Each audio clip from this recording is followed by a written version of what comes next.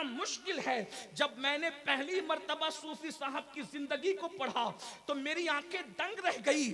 और सुल्तानुल हिंद सरकार गरीब नवाज की जिंदगी में गोया कि मेरी रूह वज्द करने लगी।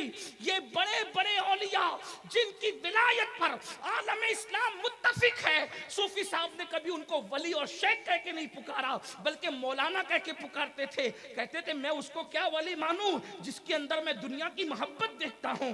दुनिया की मोहब्बत जिसके पास हो मैं उसको वली नहीं बल्कि मौलाना कहता हूं। मैं बस उनकी बात नकल कर रहा हूं, मौलाना हज़रत अपने ऊपर मत लीजिएगा, वल्लाह मैं सिर्फ नकल कर रहा हूं। अल्लाह अकबर। और हर मौलाना दुनिया की मोहब्बत में नहीं रहता, लेकिन ये सूफी साहब का अपना मिजाज है कि उन्होंने अब शेख नहीं कहा। मैं नाम नहीं लूंगा इसलिए कि मैं सिलसिलों के दरमियान आग लगाने नहीं बल्कि दिलों के अंदर इश्क मुस्तफा की आग लगाने आया हूं। अल्लाह अकबर। जरा तवज्जो तो फरमाएं, जिनकी विलायत पर आलम इस्लाम मुत्तफिक है, सिर्फ उनके पास माल होने की वजह से सूफी साहब ने उनको वली नहीं माना बल्कि शेख कहने की बजाय मौलाना कह के पुकारा करते थे।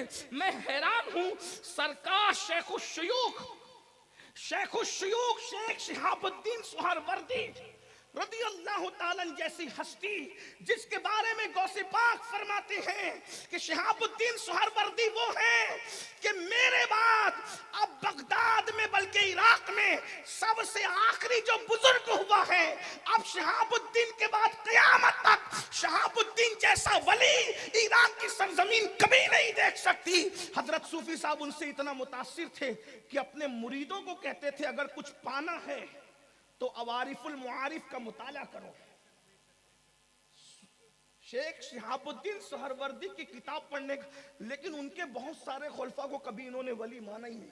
झगड़ा एक था, झगड़े से मुराद ये कि इख्तिलाफ, ये लड़ाई। सूफी कभी नहीं लड़ता, सूफी की पहली पहचान है वो झगड़ा नहीं करता, क्योंकि सूफियों का कौल है झगड़ा कुत्ते करते हैं, इंसान नहीं करते।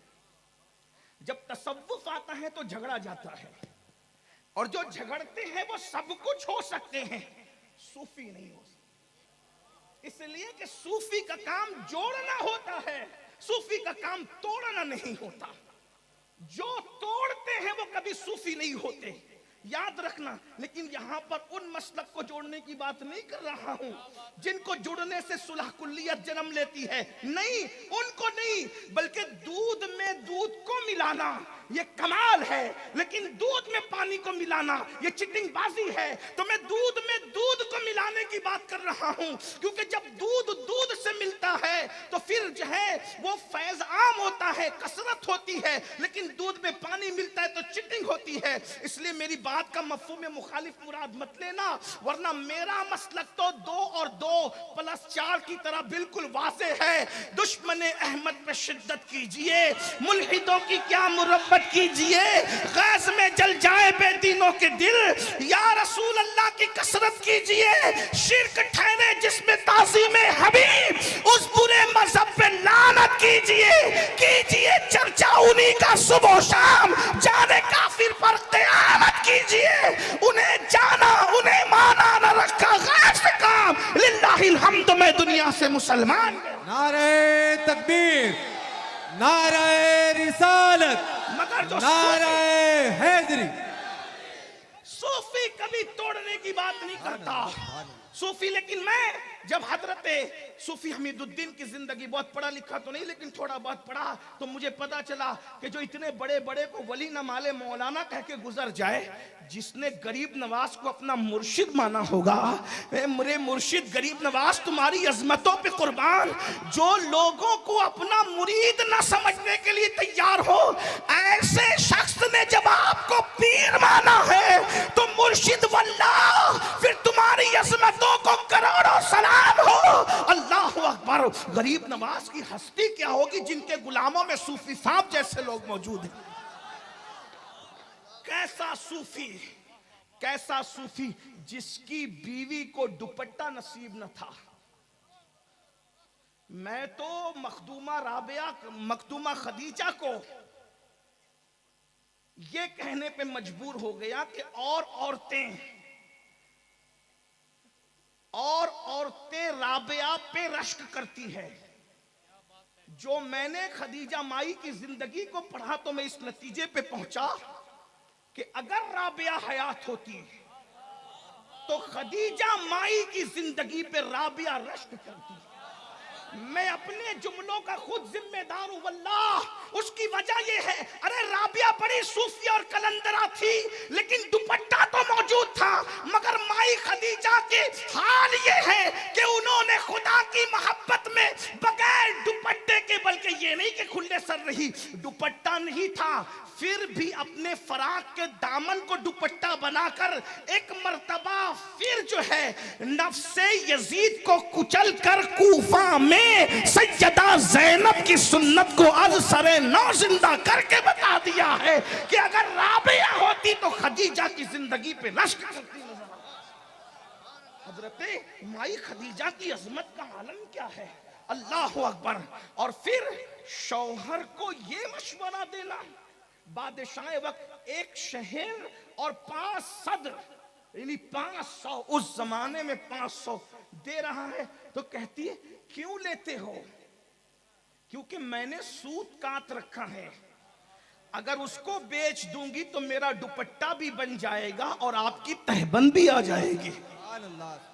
जरा गौर तो फरमाए, जिनके तज़किये का ये आलम है। सदते सूफिये बुजुर्ग ने पूरी जिंदगी में कभी किसी से नजर कबूल नहीं की, कभी नजर कबूल नहीं की, लेकिन कुछ लोगों की कबूल की तो ये कहकर कि डर, देखो सूफी का जहन, कहते अगर इनकी नजर कबूल न करूं तो दिल टूटने का खौफ होता है, दिल न टूट जाए इसलिए कुछ लोगों की नजर को कबूल करना पड़ता है।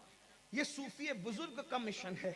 आइए मैं आपके सामने हजरत सूफी बुजुर्ग की सरकार गरीब नवाज, किसी की इक्तिदा में जल्दी नमाज नहीं पढ़ते थे, गरीब नवाज जो इमामुल हिंद है क़यामत तक।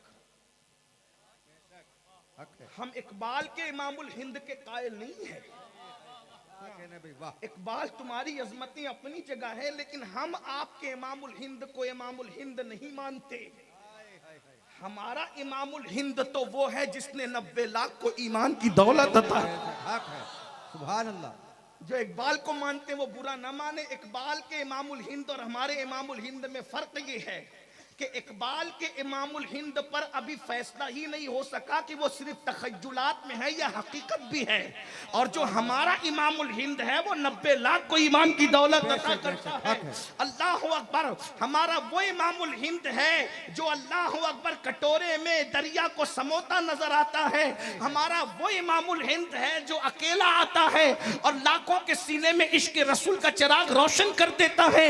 लेकिन अल्लाह अकबर, वो इमामुल हिंद, जुमले पे तवज्जो करें, काश सूफी बुजुर्ग की बारगाह में जुमला कबूल हो, मेरी नस्लों की को रसूलुल्लाह की वफा नसीब हो जाए। इस जुमले के सदके क़यामत तक सरकार मदीना ने जिसको इमामुल हिंद बनाया, सरकार गौसे आजम के हाथों से बनाया, उस इमामुल हिंद ने नमाज में जिसको अपना इमाम माना हो, उस सूफी बुजुर्ग की अजमत को किस नाम से याद किया जाए? अल्लाह अकबर। और सूफी बुजुर्ग जिस वक्त अजमेरे मोहल्ला में आगे खड़े होकर गरीब नवाज पीछे खड़े होते होंगे तो मस्जिद नबवी का वो मंजर ताजा हो जाता होगा जब वो अली मुर्तजा पीछे खड़े थे और फारूक आजम इमामत के मुसल्ले पर आगे खड़े थे।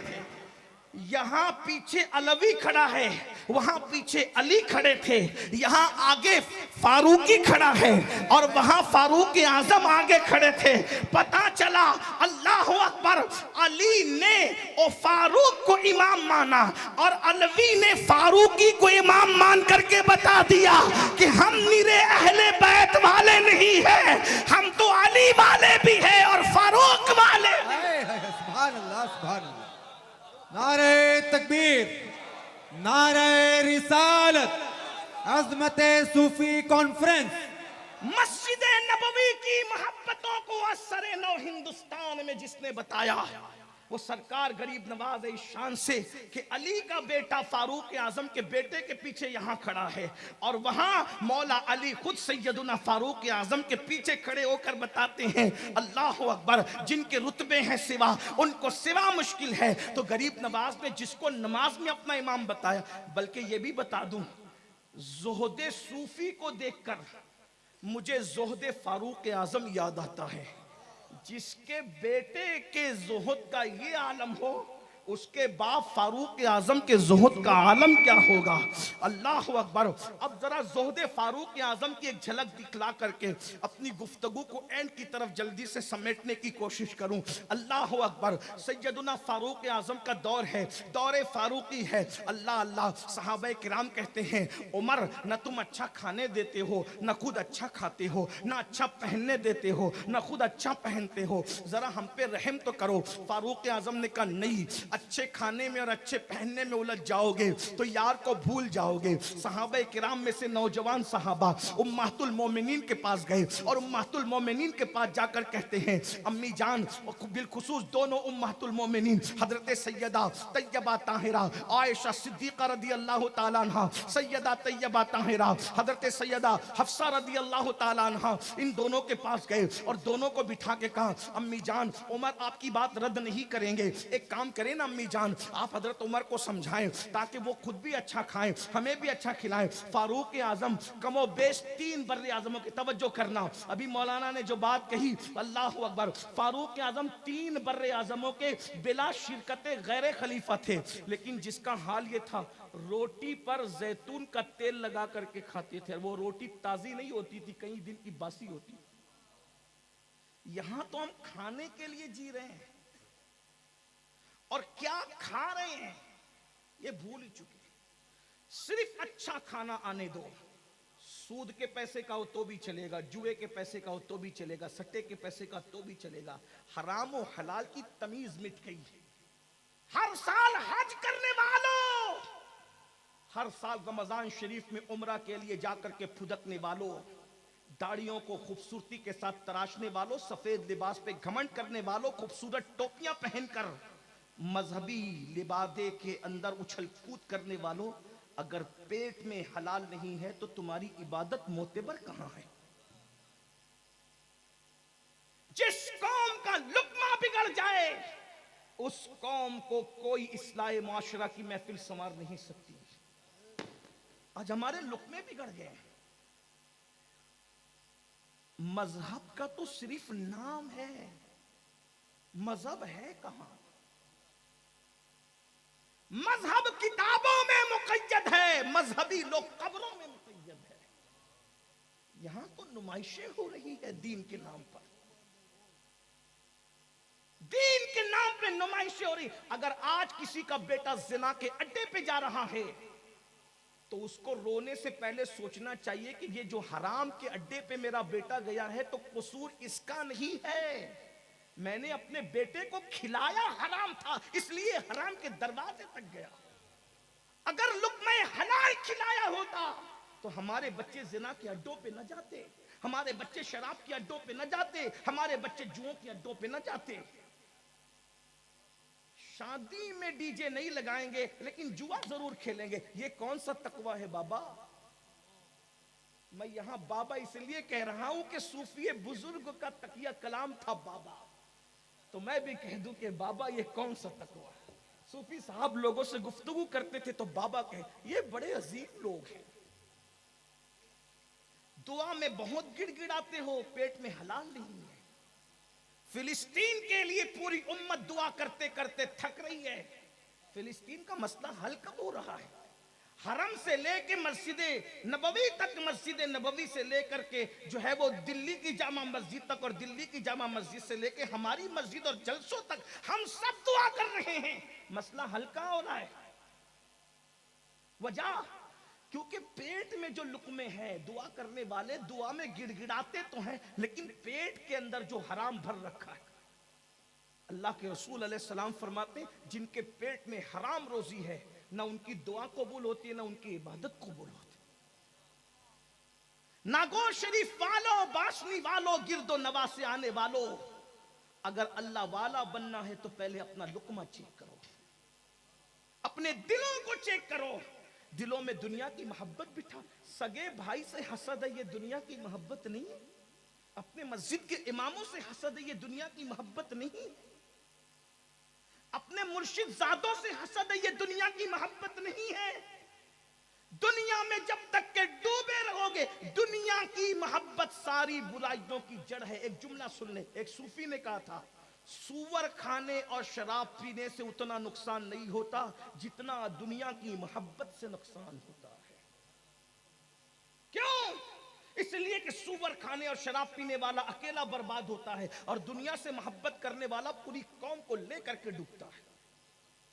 दुनिया की इस्लाम ये नहीं कहता कि दुनिया छोड़ दो, ला रहबानियत फिद्दीन, दीन में रहबानियत नहीं। ये इस्लाम कहता है दुनिया में रहकर तारीके दुनिया बनो।